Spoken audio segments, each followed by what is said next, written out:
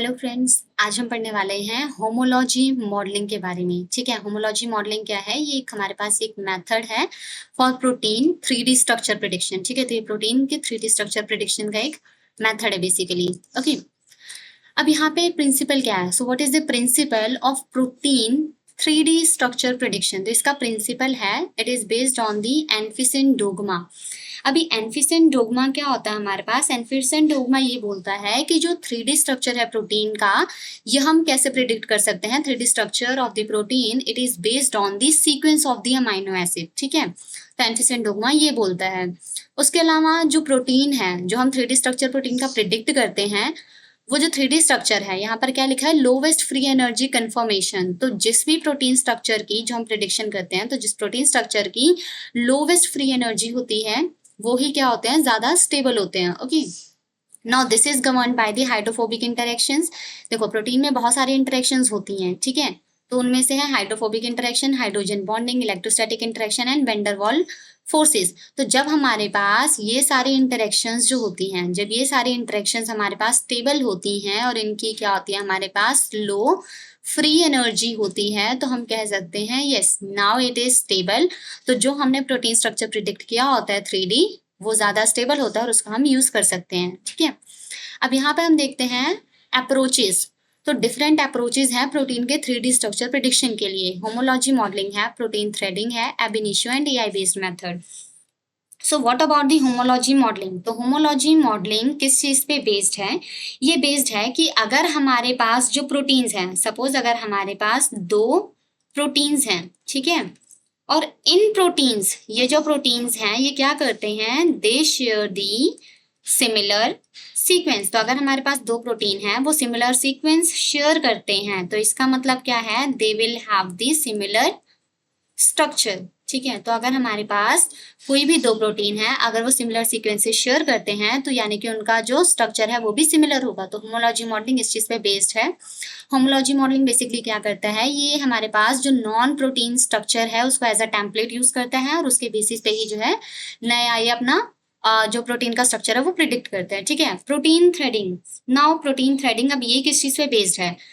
ये बेस्ड है कि अगर हमारे पास जो सीक्वेंस की सिमिलैरिटी है, ठीक है, अगर हमारे पास सीक्वेंस की सिमिलैरिटी भले ही लो हो, लेकिन इसमें क्या होता है कि जो प्रोटीन फोल्ड्स होते हैं हमारे पास, ठीक है, जो प्रोटीन फोल्ड्स होते हैं वो हमारे पास क्या होते हैं? They are conserved.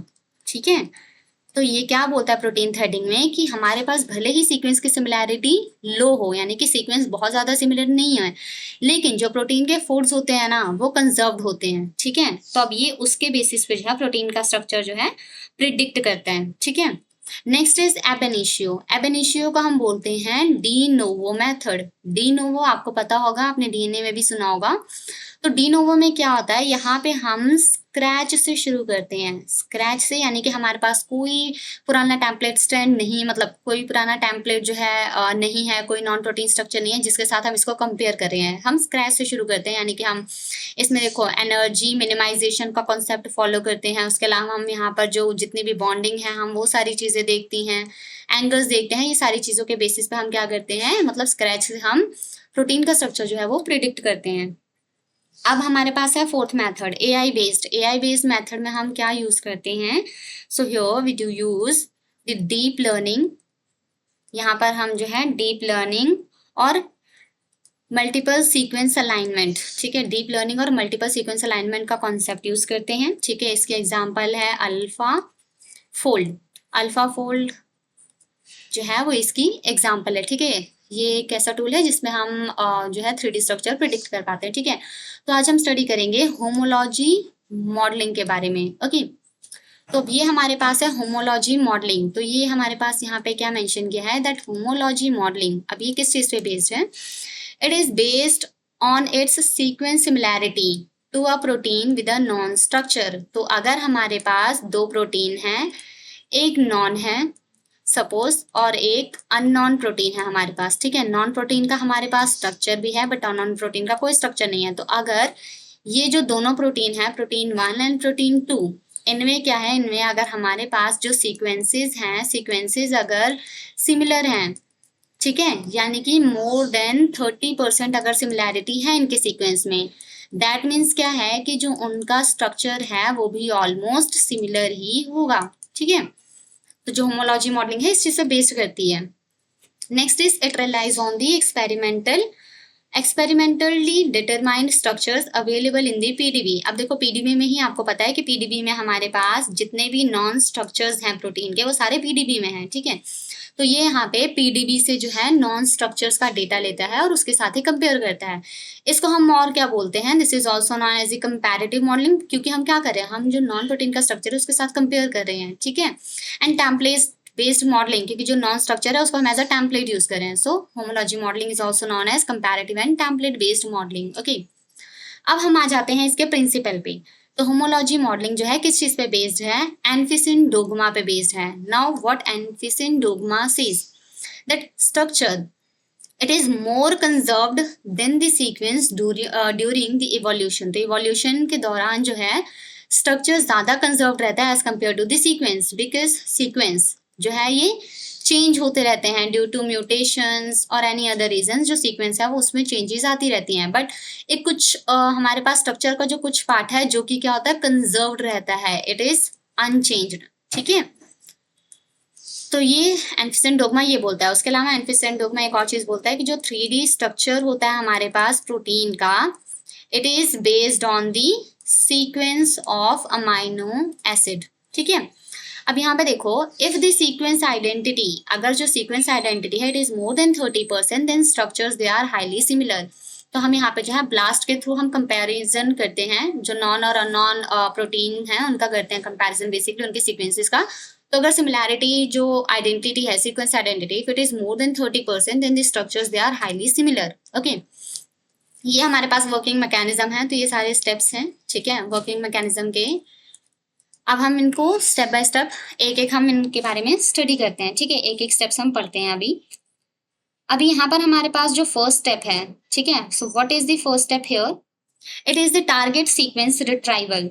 Target sequence retrieval में अभी हमारे पास क्या है, यहाँ पर है obtain the target amino acid sequence and sequence determine the folding. तो हमें सबसे पहले देखो जो टारगेट सीक्वेंस है, यानी कि हमें जिसका जो है प्रोटीन फोल्डिंग हमें जिसकी चेक करनी है, तो हम क्या करेंगे, हम सबसे पहले जो है टारगेट सीक्वेंस को आइडेंटिफाई करेंगे कि भाई ये कौन सा टारगेट सीक्वेंस है। ओके, अब हमने उसको आइडेंटिफाई कर लिया। ठीक है, अब ये हम आइडेंटिफाई बेसिकली जो है कौन से टूल्स के थ्रू इनको हम आइडेंटिफाई करते हैं। तो यहाँ पर जो टूल्स यूज होते हैं वो हैं UniProt and NCBI protein database. ठीक है, अब यहाँ से हम क्या करते हैं, टारगेट सीक्वेंस निकालते हैं, क्योंकि यूनिप्रोट में क्या होता है, अमाइनो एसिड का सीक्वेंस होता है, एनसीबीआई में भी हमारे पास अमाइनो एसिड का सीक्वेंस होता है। तो यहाँ से हम टारगेट को क्या करते हैं, टारगेट सीक्वेंस को हम रिट्राइव करते हैं। ओके, क्योंकि सीक्वेंस ही फोल्डिंग अल्टीमेटली डिसाइड करेगा। तो हमने टारगेट सीक्वेंस रिट्राइव कर लिया। नेक्स्ट क्या है, टेम्पलेट आइडेंटिफिकेशन। अब हमारे पास यहाँ पर देखो ये जो टारगेट सीक्वेंस है ना, ये किसका है, ये जो अननोन प्रोटीन है ना, ये हमारे पास टारगेट सीक्वेंस है अननोन प्रोटीन का। अब हमारे पास है टेम्पलेट आइडेंटिफिकेशन।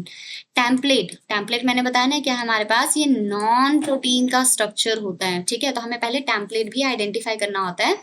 यहाँ पे क्या लिखा है, search proteins with the known 3D structures that are similar to the target sequence. हमारा टारगेट सीक्वेंस क्या है, इट इज अननोन। अब हम क्या करेंगे, हम हमारे टारगेट सीक्वेंस के सिमिलर जो सीक्वेंस है हम वो वाला प्रोटीन सर्च करेंगे। ठीक है, और जिसका हमारे पास 3D स्ट्रक्चर जो है वो नॉन हो। इसके लिए हम टूल यूज करते हैं ब्लास्ट। मैंने आपको कहा था ब्लास्ट क्या है, सिमिलैरिटी सर्च टूल है, या फिर हम साइब्लास्ट यूज करते हैं। Okay, and search is performed against PDB, क्योंकि पीडीबी में ही हमारे पास क्या है, सारे 3D स्ट्रक्चर्स होते हैं ना प्रोटीन के। अब ये हमारे पास हो गया। अच्छा, हम ये कर क्यों रहे हैं, why we are using this BLAST and PSI BLAST, हम टेम्पलेट आइडेंटिफिकेशन क्यों कर रहे हैं, क्योंकि देखो अगर हाई सीक्वेंस सिमिलैरिटी होगी यानी कि हायर स्ट्रक्चर सिमिलैरिटी होगी। ब्लास्ट करके हमें क्या पता चलेगा कि जो हाई है sequence similarity, high sequence similarity, तो अगर हाई सीक्वेंस सिमिलैरिटी होगा यानी कि हमारे पास हाई स्ट्रक्चरल सिमिलैरिटी भी होगी। ठीक है, तो पहले हम सीक्वेंस सिमिलैरिटी चेक करेंगे यूजिंग ब्लास्ट और साई ब्लास्ट, उसके बाद हम स्ट्रक्चर सिमिलैरिटी, हमें पता ही चलेगा क्या सीक्वेंस सिमिलर है तो स्ट्रक्चर सिमिलर ही होगा ऑलमोस्ट। उसके बाद है टेम्पलेट सिलेक्शन। अब देखो ब्लास्ट करते तो हमारे पास एक रिजल्ट तो आता नहीं है, हमारे पास क्या है, नंबर ऑफ रिजल्ट्स आते हैं, है ना। बहुत सारे हमें ऐसे क्या है वैल्यूज, बहुत सारे ऐसे प्रोटीन्स के बारे में बता रखा होता है जिनका सीक्वेंस जो है वो सिमिलर हो। अब उनमें से हम क्या करेंगे, हम अपना टेम्पलेट सिलेक्ट करेंगे, choose the best template from the search, यानी कि हम जो बेस्ट टेम्पलेट है वो हम चूज करेंगे। हमारा जो सर्च रिजल्ट है उसमें से बेस्ट टेम्पलेट हमने चूज कर लिया। अब इसका क्राइटेरिया क्या है, क्राइटेरिया ये है कि जो सीक्वेंस सिमिलैरिटी है, ठीक है। क्राइटेरिया क्या, हम किस बेसिस पे जो है चूज करेंगे कि हाँ भाई ये बेस्ट टेम्पलेट है। तो अगर हमारे पास 50% सिमिलैरिटी है, sequence similarity, if it is 50%, it means ये क्या है, हमारे पास एक्सीलेंट टेम्पलेट होगा। If it is between 30 to 50%, तो हम इसको फिर भी एक्सेप्ट कर सकते हैं, so it is acceptable. Okay, high coverage होनी चाहिए, हाई रेजोल्यूशन होनी चाहिए, और इसमें जो है गैप्स, हमारे पास गैप्स जो हैं वो बहुत कम होने चाहिए। तो ये इसका क्राइटेरिया है to choose the best template from the search result. इसके लिए हम टूल्स यूज करते हैं PDB, structural viewer and Swiss model. ये है ऑटो टेम्पलेट सिलेक्शन के लिए होता है ये, ठीक है, बेसिकली सारे टूल्स। अब नेक्स्ट स्टेप हमारे पास है sequence alignment. So what is there in the sequence alignment, ये अलाइन करता है जो टारगेट सीक्वेंस है हमारे पास। टारगेट सीक्वेंस ऑलवेज रिमेंबर है हमारे पास अननोन वाला है, तो align the target sequence with the template sequence, template is known, ठीक है। तो हमने इन दोनों को क्या करना होता है, हमें अलाइन करना होता है। अब हम अलाइन क्यों करते हैं, basically it is done to determine that which residue maps to which position in the 3D space। अब यहाँ पर देखो 3D space, सपोज ये सॉरी थोड़ा स्ट्रक्चर थोड़ा गंदा सा बन रहा है, बट फिर भी थोड़ा मैनेज कर लेना। सपोज यहाँ पर हमारे पास ये पूरा 3D है, ठीक है, 3D हमारे पास प्रोटीन है। अब हम जो हमारे पास हमारा जो टारगेट सीक्वेंस है, टारगेट सीक्वेंस को हम क्या करते हैं, हम अलाइन करते हैं, और हम अलाइन करने के बाद क्या प्रिडिक्ट करते हैं कि जो हमारे पास कौन सा रेसिड्यू है, ठीक है, हमारे पास कौन सा रेसिड्यू है वो मैप कर रहा है to which position in 3D space. अभी हमारे पास क्या है, ये 3D स्ट्रक्चर है ना, तो हमारे पास ये जो हमारे पास अमाइनो एसिड की, सपोज ये चेन है अमाइनो एसिड की, ठीक है। अब यहाँ पे कौन सा रेसिड्यू है, सपोज GEFH, इसमें से कौन सा रेसिड्यू है वो इस 3D जो हमारे पास टेम्पलेट सीक्वेंस है, यहाँ पे कौन सा रेसिड्यू कौन से पोजीशन पे आ रहा है, ये डिटरमाइन करने के लिए हम सीक्वेंस अलाइनमेंट करते हैं। ओके, अब यहाँ पे हमारे पास क्या है, जो कंजर्व्ड रेसिड्यूज हैं वो स्ट्रक्चरली बहुत इंपॉर्टेंट होते हैं, ठीक है। अब यहाँ पर हमारे पास टूल्स जो यूज होते हैं वो है क्लस्टल ओमेगा और मसल, ये सीक्वेंस अलाइनमेंट के लिए जो है टूल्स यूज होते हैं। उसके बाद हमारे पास है backbone model building. Now backbone model building में क्या होता है, जो बैकबोन स्ट्रक्चर होता है ना, हम बैकबोन मॉडल बिल्डिंग जो है कर क्यों रहे हैं, क्योंकि जो बैकबोन स्ट्रक्चर होता है ये क्या होता है, इट इज हाईली कंजर्व्ड, ठीक है, ये हाईली कंजर्व्ड होता है, तो इसलिए हम पहले बैकबोन मॉडल बिल्डिंग करते हैं। तो यहाँ पे क्या होता है, कॉपी द बैकबोन कोऑर्डिनेट्स, ठीक है, like these are the atoms. तो हमें क्या करना होता है, हमें बैकबोन कोऑर्डिनेट्स को कॉपी करना होता है from the template to the target. Okay, backbone structure it is highly conserved, similar sequence होगा तो सिमिलर फोल्डिंग पैटर्न भी होंगे, ठीक है। तो इसलिए हम बैकबोन मॉडल बिल्डिंग करते हैं। तो हम सबसे पहले बैकबोन ही बनाएंगे। टूल हम यूज करेंगे क्या है, मॉडलर टूल हम यूज कर रहे हैं यहाँ पर। उसके बाद हमारे पास आएगा लूप मॉडलिंग। हमने यहाँ पे क्या कर लिया, हमने बैकबोन मॉडलिंग कर ली, ठीक है। उसके बाद हम करेंगे लूप मॉडलिंग। तो यहाँ पर है मॉडल रीजन्स वेयर इंसर्शंस अकर और अलाइनमेंट गैप एग्जिस्ट। अब यहाँ पर देखो जो बैकबोन कोऑर्डिनेट्स है, मैंने क्या बताया कि हाईली कंजर्व्ड होते हैं, जो बैकबोन है ना हमारे पास रीजन, वो हाईली कंजर्व्ड रहते हैं। लेकिन अगर हम लूप्स की बात करें तो जो लूप्स होते हैं ना, they are highly variable and flexible regions, ठीक है। लूप्स क्या है हमारे पास, ये जो है हमारे पास वेरिएबल एंड फ्लेक्सिबल रीजन्स होते हैं, ठीक है, they are the variable and flexible regions. तो मॉडल रीजन्स जहां पर इंसर्शन होती है या फिर अलाइनमेंट गैप एग्जिस्ट करते हैं, तो यहाँ पर क्या होता है, loops are variable and flexible regions not conserved, ये कंजर्व नहीं रहते, so they can not be copy from the template, ठीक है। जैसे हमने बैकबोन का जो भी टेम्पलेट था उसको हमने क्या किया, कॉपी किया, बट क्योंकि वो कंजर्व्ड रहते हैं वो रीजन जनरली, लूप में क्या होता है, यहाँ पे इंसर्शंस होती हैं, वेरिएबल और फ्लेक्सिबल रीजन्स हैं basically, due to the insertions and alignment gap exist. तो ये क्या होते हैं, कंजर्व नहीं होते, so they can not be copied from the template. ठीक है, लूप्स में और क्या होता है हमारे पास, लूप्स में जो है हमारे पास होते हैं एक्टिव साइट्स। ठीक है, लूप्स मतलब लूप्स जो है हमें ज्यादातर एक्टिव साइट्स बनाते हैं या फिर बाइंडिंग रीजन बनाते हैं हमारे पास। ठीक है, अब यहाँ पर जो है हमारे पास कौन से टूल्स यूज हुए हैं, Rosetta and modular loop refinement. Okay, so आप इनमें से कोई भी एक टूल यूज कर मतलब याद रख सकते हैं फॉर योर एग्जाम। देन हमारे पास है साइड चेन मॉडलिंग। पहले हमने क्या किया, बैकबोन मॉडलिंग, फिर हमने लूप मॉडलिंग की, फिर हम साइड चेन मॉडलिंग करेंगे। अब साइड चेन मॉडलिंग में क्या है, replace the template side chains with the target amino acid side chains. तो जो हमारे पास टेम्पलेट, जो हमारे पास नॉन जो प्रोटीन स्ट्रक्चर है उसके जो साइड चेन्स है, हमें रिप्लेस करना है क्या, अपने टारगेट यानी कि अननोन अमाइनो एसिड के साइड चेन के साथ। So even if backbone is same, side chains they define functions, क्योंकि साइड चेन्स क्या होते हैं, वो इंटरेक्शंस में बहुत ज्यादा पार्टिसिपेट करते हैं, सो इसलिए दे define the function. Active site chemistry and binding interactions tool यहाँ पे यूज होते हैं modular, SCWRL and rotamer libraries. ठीक है, अब ये सारे हमारे पास जो है यूज होते हैं। नेक्स्ट हमारे पास है मॉडल रिफाइनमेंट। अब हमने ये पूरा हमने मॉडल बना लिया, अब हम क्या करेंगे, हम करेंगे मॉडल को रिफाइन। अब यहाँ पे मॉडल को रिफाइन कैसे करना है, हम रिमूव करेंगे कुछ स्टेरिक क्लैशेस एंड इम्प्रूव करेंगे ज्योमेट्री। अब मैंने बताया कि साइड चेन में देखो हमारे पास बहुत सारे अमाइनो एसिड के जो रेसिड्यू के साइड चेन्स होते हैं, बेसिकली वो इंटरेक्शंस में पार्टिसिपेट करते हैं। कोई हाइड्रोजन बॉन्डिंग बनाता है, कोई हाइड्रोफोबिक बॉन्ड, मतलब ऐसे जो है पार्टिसिपेट करते हैं। तो यहाँ पर क्या होता है, कई बार स्टेरिक हिंड्रेंस भी होती है ड्यू टू डिफरेंट इंटरेक्शंस। तो हमें क्या करना है, हमें स्टेरिक हिंड्रेंस को रिमूव करना है और ज्योमेट्री को इम्प्रूव करना है।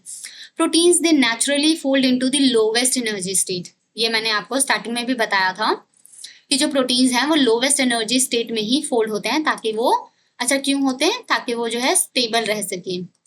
तो हमें ये सारी चीजें देखनी होती है, और ये किसके अंडर आती है, मॉडल रिफाइनमेंट में। टूल्स यूज होते हैं मॉडलर एंड दी ग्रोमैक्स। नेक्स्ट हमारे पास है मॉडल वैलिडेशन। अब हमने मॉडल को रिफाइन कर दिया है, जो भी उसमें मिस्टेक्स है हमने सही कर दिया, मॉडल को वैलिडेट करेंगे। कैसे वैलिडेट करेंगे, हम क्या इवैल्यूएट करेंगे, इसमें एक्यूरेसी और रिलायबिलिटी देखेंगे मॉडल की कि हाँ भाई ये एक्यूरेट है कि नहीं। वैलिडेशन, क्योंकि हम यहाँ पे क्या करें, मॉडल वैलिडेशन करें, तो वैलिडेशन के मेथड्स क्या है हमारे पास, वैलिडेशन के मेथड्स हैं Ramachandran plot, RMSD that is root mean square deviation and structural quality check.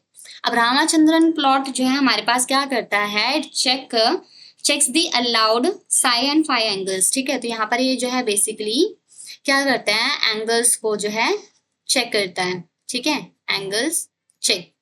अब देखो प्रोटीन जो है जब वो फोल्ड होते हैं तो जो उनके एंगल्स होते हैं ना वो रैंडम नहीं होते हैं, वो एक प्रिसाइज और एक मतलब एक अलग से एंगल्स होते हैं जिसमें वो क्या है, स्टेबल अपना फोल्डिंग कर पाए। तो ठीक है, तो इसलिए यहाँ पर जो है इन एंगल्स को चेक करने के लिए रामाचंद्रन प्लॉट जो है हम यूज करते हैं। उसके बाद है रूट मीन स्क्वायर डेविएशन।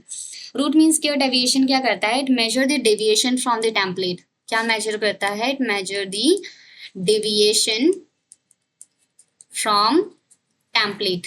ठीक है, it basically measures the distance between the atoms. ठीक है, तो जो दो एटम्स के बीच का डिस्टेंस है ये उसको मेजर करता है। ठीक है, देन स्ट्रक्चरल क्वालिटी चेक। उसके बाद ये जो है स्ट्रक्चरल क्वालिटी चेक करता है। ये टूल्स यूज होते हैं हमारे पास, प्रोचेक, वेरीफाई, 3D एंड एडिट।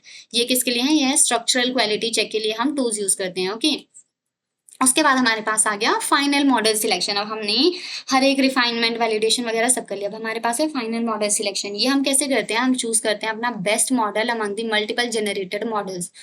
ठीक है, अब क्राइटेरिया क्या होता है, उसकी लो एनर्जी होनी चाहिए, लो एनर्जी होगी तभी वो क्या होगा, स्टेबल होगा। बेस्ट रामाचंद्रन स्कोर होना चाहिए उसका। ठीक है, उसके बाद लीस्ट स्टेरिक क्लैशेस होनी चाहिए। स्टेरिक हिंड्रेंस होगा तो वो ज्यादा स्टेबल स्ट्रक्चर नहीं बनेगा, तो यानी कि जो स्टेरिक क्लैशेस हैं वो बहुत कम होने चाहिए। ठीक है, हाँ अब हम आ गए हैं हमारे निमोनिक्स पे। निमोनिक में क्या होता है, हम इसको अच्छे से, क्योंकि इतने सारे स्टेप्स हैं, अराउंड 10 स्टेप्स हैं, तो इसको थोड़ी सी में कंफ्यूजन हो जाती है याद करते रहें। तो हम क्या कर रहे हैं, हम इस निमोनिक के थ्रू इसको याद रखेंगे। क्या है हमारे पास, smart teacher always build logical structures regularly very fast. यानी कि जो स्मार्ट टीचर है वो क्या करता है, वो हमेशा एक लॉजिकल स्ट्रक्चर बिल्ड करता है, मतलब रेगुलरली, यानी कि वो हमेशा एक क्या करता है, लॉजिकल स्ट्रक्चर बिल्ड करता है, और वो भी बहुत फास्ट बिल्ड करता है। अब इससे हम क्या याद रखेंगे, स्मार्ट से S, यानी कि सीक्वेंस रिट्राइवल, टीचर से T, template search, always alignment, B से बैकबोन मॉडलिंग, एल से loop modelling, side chain modelling. अच्छा, ये तीन आप ऐसे ही याद रख सकते हैं, ठीक है। सबसे पहले हम क्या करते हैं, हम सबसे पहले सीक्वेंस रिट्राइव करते हैं। बिना सीक्वेंस का तो हम कुछ नहीं कर नहीं सकते है ना। पहले हमने अपना सीक्वेंस रिट्राइव किया, फिर हमने क्या किया, हमने टेम्पलेट सर्च किया और उसके बाद इन दोनों का हमने अलाइन कर दिया, ठीक है। So sequence search, template search and then alignment. उसके बाद हम क्या करेंगे, मॉडलिंग पे आ जाएंगे। मॉडलिंग में क्या है, सबसे पहले बैकबोन करेंगे, फिर लूप करेंगे, फिर साइड चेन मॉडलिंग करेंगे।